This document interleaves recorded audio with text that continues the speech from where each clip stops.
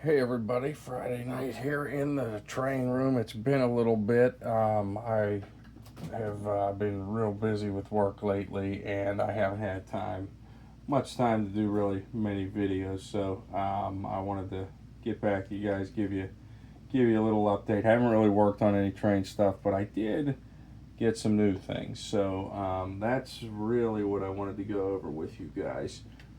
Um, so here it goes. So AZL has been on a release of the FP7s, not just the also the F7s, but so we're still coming out with a bunch of those, and the newest ones have been the Pennsylvania in Brunswick Green. I just opened this package today from Z-Track here, so these are both the road numbers we have in Brunswick Green. We also have them in Tuscan Red too, so it's kind of cool that they're doing both paint schemes for Pennsylvania in the FP7. So we're going to get these unboxed here and take a look at them here. So just normal AZL fashion. Got the lid, got the plastic covering. Just flip it over, take that out. Don't drop it on the floor. You can drop the plastic, just don't drop the locomotive. And there we go. Pull that plastic off, and you got one of them right there. So perfect. Let's get the other one out. So we got them both out of the packaging here, and here's what you're looking at with these beautiful FP7s here. Now the FP7s, to be distinguished a little bit different from the F7s, these were about 4 foot longer in real life than the F7s were. So if you look here, here's another this is another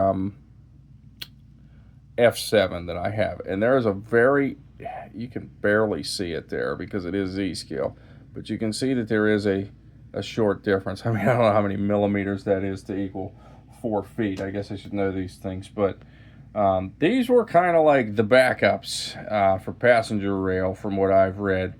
These FP7s were, they could haul, I think, 5 heavyweight cars, just one of them.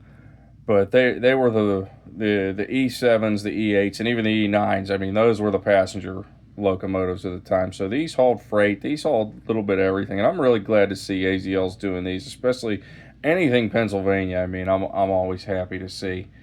So now, like anything else with AZL, they always come with a little bag of tricks underneath the packaging. So this, if you guys have seen how the pilot and plow comes off, so you can put the truck mounted coupler on it.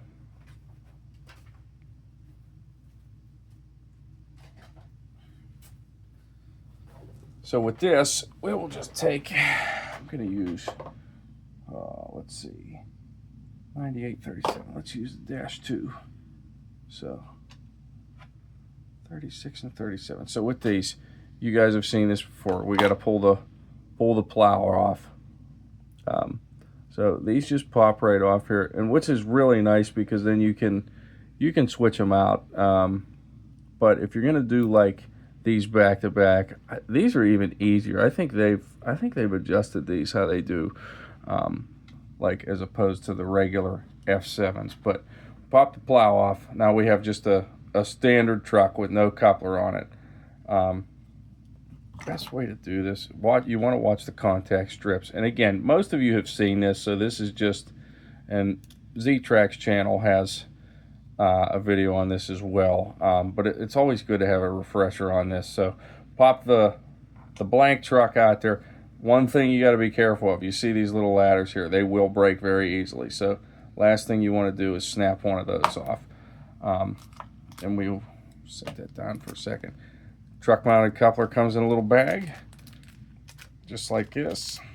Get this open. Watch, this will be the hardest part, just getting the bag that the truck is in open.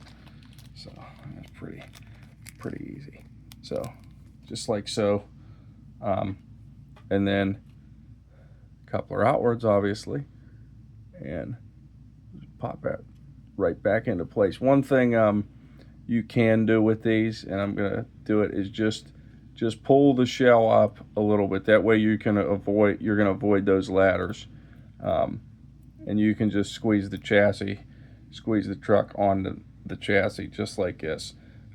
I'm always I'm extra careful with anything Z-scale because I just don't want it to break. So now you can see the little tabs there that are hitting the contact strips on both sides. Put it back in place, and now this one is good to go. So we'll get these on the track here just like this. And they say Tuscan Red was more for passenger and Brunswick Green was more for freight when it came to certain locomotives. So we're going to do that with these. So we're just going to get them back to back like this. These have never been run before by me, so I know all locomotives when they're shipped out from AZL are tested. From Z-Track, I mean, they are tested on the T-Track module layout that they have out there. So we know they run when they leave the distribution center. But yeah, they're meant to run right out of the box, and that's just another thing with AZL, is you are getting quality, and you're getting quality trains and quality service. So there we go. We got us a train here. So we're just gonna, I took the Norfolk Southern locomotives off, so we're just gonna zoom out here if I can and give this a nice run. We'll move it over here. So there they go. They are off. So you can see them running around the mountain. We have, this is a 16-car train, and you can see it just gets up and goes. I mean, they have no issues pulling these. I really like these locomotives. Well, number one, for the history, two, for Pennsylvania, and three, I mean, they're just versatile. I mean, AZL locomotives are meant to go around Rokuhan 195 radius curves. That's with the exception of the J class and the AZL big boy that's on the way. So,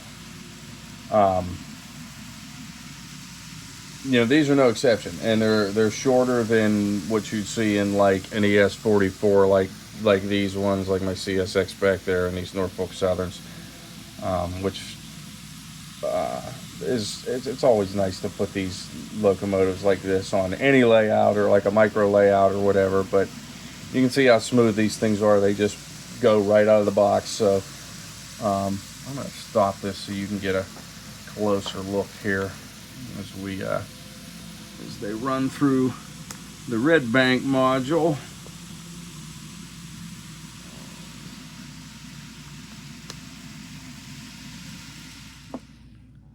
So there you go, beautiful AZL locomotives.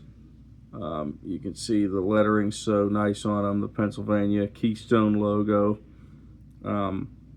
Yeah, just always impressed by AZL and the care that goes into these locomotives and the time that they spend working to get us these awesome products. So hopefully you like this video. Glad I could give you guys a little bit of an update. Like and subscribe, and check us out at www.uszscale.com for all your Z-Scale needs. Check out our new website, USZ Today. I have been updating the Off the Rails page on USZ Today with some other things that I'm up to outside of trains, so I hope you'll take a look at that.